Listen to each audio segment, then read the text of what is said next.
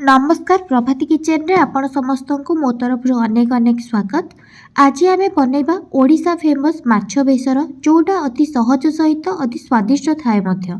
ताहले चलतु स्टार्ट करबा आज रेसिपी। प्रथमे मो माछ को नेकिरी भल से धोई नेछि। सेथिरे गोटे चमच लूण गोटे चमच हळदी देकिरी माछ को भल से गोळेई देछि जेमति कि लूण एवं हळदी माछरे भल से मिसी जिवो। माछ गोळेई सारिबा परे एबे गोटे कड़ाई गरम करिछि। कड़ाई गरम हो सारिबा परे मु एथिरे सोरिष तेल देइछि। आमिष पय सब बेले सोरिष तेल देले तार टेस्ट बेसी बढ़ी थाए, सेति पय तेल एठारे मु सोरिष तेल 2 चम्मच देइछि। तेल भल से गरम हो जिबा परे एबे माछ को मु देइछि कड़ाई रे भाजिबा पय माछ को देइकिरी एबे माछ तरकारी पय मु एठारे किछि मसला रेडी करिवि।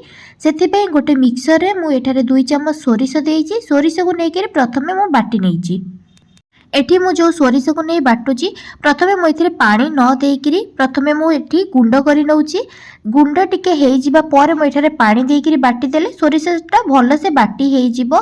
प्लेन हेइकिरी चिकन हेइकिरी बाटी हेइ जिवो। सेति पे मु ता परे पानी देइकिरी एठी बाटी नेइची।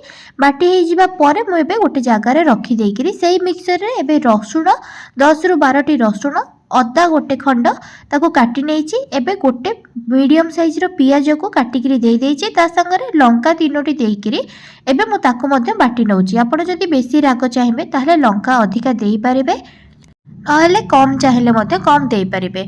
एबे माछ भजा हमर गोटे साइड रो माछ भजा हेई गलानी। मु आरो साइड माछ भाजीबा पई ओल्टेई दउची। टी मु आरो साइड रो माछ भाजीबा पई ओल्टेई नेइची। मु एठारे पानी आखिया माछ नेइची बेसर पाई। आपण जदि चाहिबे पानी आखिया माछ नेई पारिबे, नहले अलगा किछि माछ गोटा माछ हो किंबा कटा माछ हो जो भी माछ नेबे एई प्रोसेस रे बनै पारिबे। आपण माने वीडियोटी आरंभ रु शेष पर्यंत देखंतु। जदि वीडियोटी भलो लागिबो ताहले एई प्रोसेस रे बनेइबे आ केमति लागुची मो सहित कमेंट सेक्शन रे निश्चय शेयर करिवे।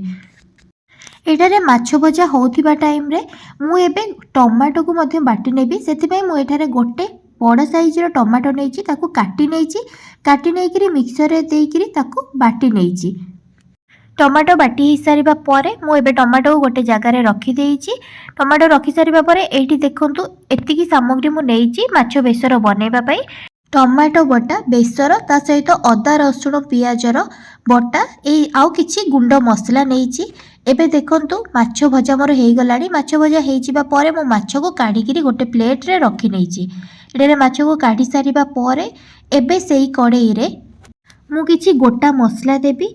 गोटा मसला रे मु एठारे दालचीनी छोट छोट 3 रु 4 खंड, ता संगरे लवंग 3 रु 4 खंड एवं गुजराती 2टा देइकिरी टिके भाजी नेइची। टिके भाजी हेइ जिबा परे गोटा मसला एबे बाटिकी रखिथिबा पियाज रसुण एवं अदा को ता संगरे लंका को मध्ये एबे कड़ाई रे देइकिरी किछि टाइम पर्यंत मु एठारे भाजी नउची।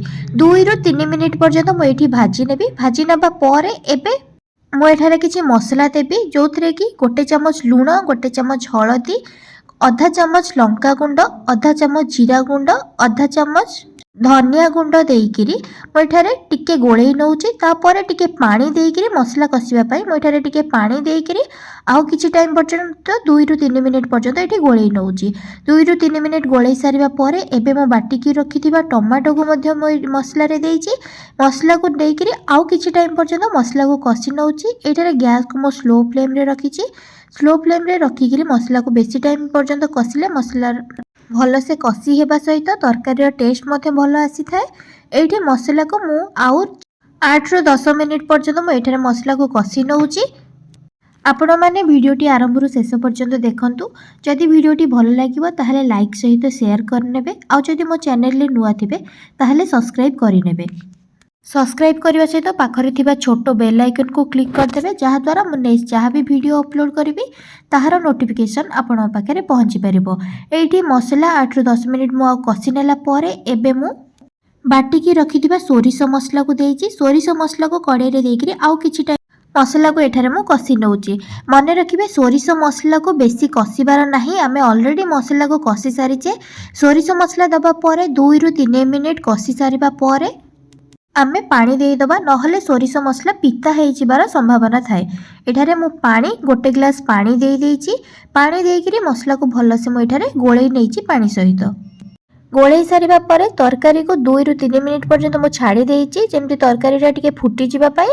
एबे 2 रु 3 मिनिट तरकारीटा हमर फुटी जिबा परे भाजी की रखिथिबा माछ को मु एबे तरकारी रे देइकरी भल से गोलई नउची। गोलई करी किछि टाइम पर्यंत आउ छाड़ी दउची जेमति तरकारी फुटिबा सहित आमे देइथिबा सोरिषो मसला मध्य भल से सिझि जिवो, जहाद्वारा तरकारी टेस्ट आउ टिके बेसी भल आसीबो। एबे किछि टाइम तरकारी फुटी जिबा परे मु एठारे तरकारी को फुटिबा पई आउ 4 रु 5 मिनिट छाड़ी देइथिली। फुटिबा परे एबे मु 2 फाळा आंबुल देइची। आपण जदि बेसी खट्टा चाहिबे ताहले अधिका आंबुल देई परिबे, नहले कम मध्य देई परिबे। एठी आंबुल देइकरी आउ किछि टाइम पर्यंत मु एठारे गोळेई नउची। ता संगरे धनिया पत्र किछि काटिकी रखिथिली, धनिया पत्र मु एठारे मध्य तरकारी रे देई देइची। तरकारी रे देइकरी मु एठी गोळेई नेइची। हमर तरकारी हेइकरी एठी रेडी हेइ सारिची। आपण माने भी एई प्रोसेस रे बनांतु। केमति लागुची मो सहित कमेंट सेक्शन रे शेयर करिवे। आशा करूची कि वीडियोटी आपनको भलो लागिथिबो। रहुची, नमस्कार।